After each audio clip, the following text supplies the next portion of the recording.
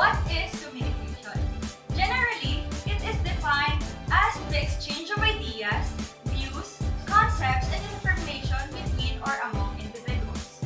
Usually, communication is a two-way process of sending message and receiving feedback through a common system of symbol, signs, and body language.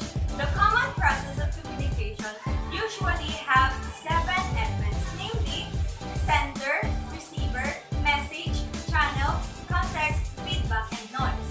Sender or encoder is the one who will start the communication process. Sender will transmit the message or idea using any channel into the receiver.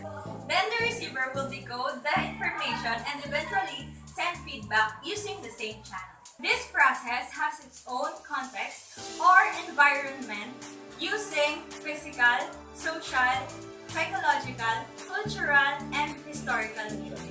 And the last communication element is the noise or the barrier or the interference during communication process. Noise can be internal, external, or semantic. What is language? Considering a language it has its requirements, a system of rules, a sound system, and a vocabulary. Although ang ating nakunin, wala po ay language is used by the This process is called language acquisition. Language acquired by growing up from mother tongue, also called as the first language. Other than first, there are languages needed to acquire it. This language is referred as second language.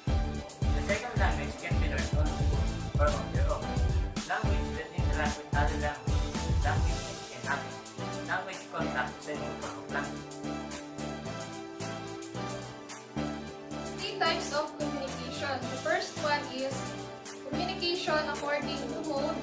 The next one is communication according to context. And the last one is communication according to purpose and style. Under the communication according to mode, there are 3 categories, which are the verbal communication, non-verbal, and visual communication. Verbal communication refers to an interaction in which words are used to relay a message. Non-verbal communication refers to an interaction which behavior is used to convey present meanings. Body language and facial expression is vital in this kind of communication. Visual communication that uses visual to convey information. It includes signs, symbols, graphs, emojis, and emoticons. In communication, according to context, there are 5 categories, which are intrapersonal, interpersonal, extended, organizational, and intercultural communication. Intrapersonal communication is a very personal communication because it pertains to communication. Interpersonal communication is idiotic communication because it involves the 2 persons which share the role of the sender and the receiver. Organizational communication is focused on the role of the communication plays in organizational context. Extended communication, it involves the electronic media that transmit message quickly.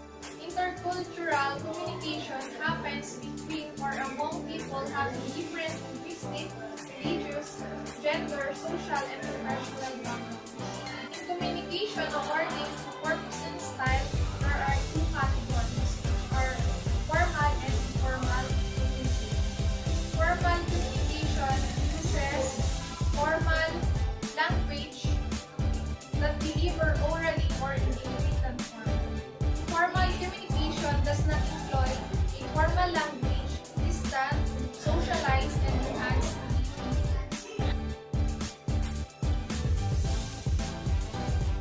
There are 5 communication models, and those are Aristotle, Laswell, Berlos, Shannon-Weavers, and the Dance-Helical model. The Aristotle communication model have 3 variables, namely the speaker, the speech, and the audience. The speaker is a very important. Effective public speaking was an important consideration.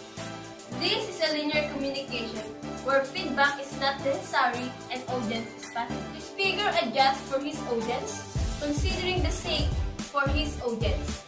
Laswell communication model came from Harold Dwight Laswell. It is focused on who says what, in which channel, to whom, and with what effect. This is also a linear communication. The Shannon-Weaver communication model is by Cloud, Elwood Shannon, and Warren Weaver. It is used for radio, television, and broadcasting. It has a sender, encoder, channel, decoder, receiver, feedback, and noise. The Verlo communication model came from David Verlo. It is well known as SMCR, or the sender, the message, the channel, and the receiver. The sender has to have communication skills, attitude, knowledge, culture, and social system. The message is a content element called structure treatment. The channel has to have 5 senses. The receiver is the same as the sender, which has the communication skills, attitude, culture, and social system. And the last communication model is called Dance Helical Model. The Dance Helical Model was a breakthrough in the field of communication and an innovation from old model of communication. It states that the process of communications moves upward and forward.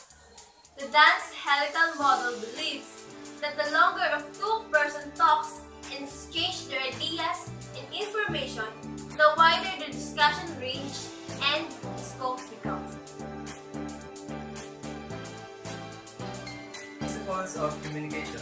When we talk about effective communication, the foremost thing that comes to mind is the principles of effective communication. These principles guides informing message, styles, and importance so that it becomes more effective for the target audience.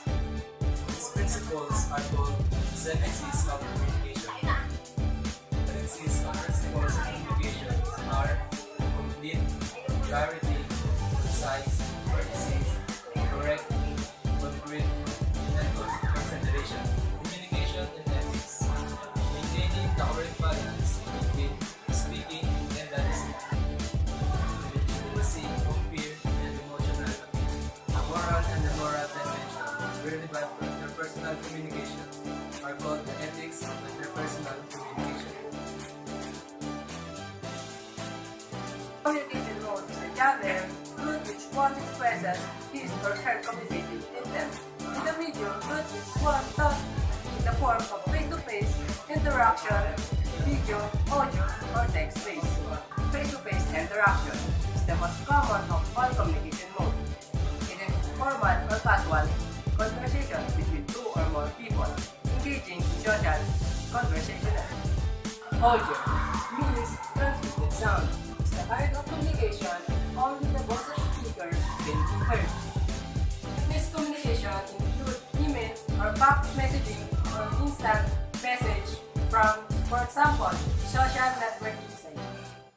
Communication is usually done through video conference or video call in social media site.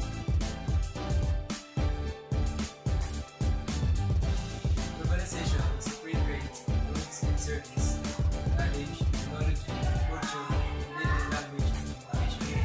Intercultural communication happens because of globalization. Intercultural communication, we have high context